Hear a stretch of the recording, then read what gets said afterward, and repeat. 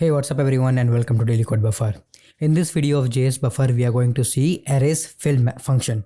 So the fill function is used to fill the array with the value provided. So suppose if we consider I have an array of numbers with 1 to 7 values, and to fill this particular array with any of the number or any of the value that we specify, we can use the fill function over here.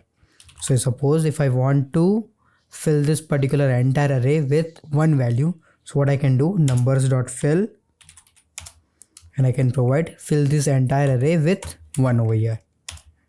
Let me console.log over here. One thing to note over here is this will change the existing array, which is numbers over here. Okay, it won't return a new array.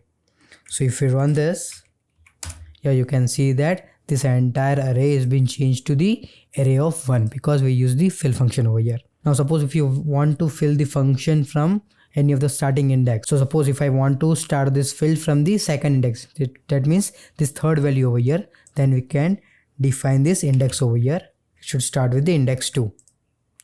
So if you run this again, it will fill this particular from the second index over here. You can see that 1, 2 are same, and then from the second index, we change all these particular values to 1.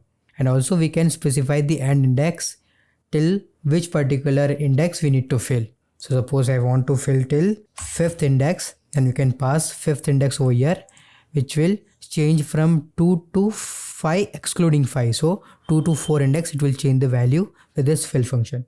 So let's run this again and see.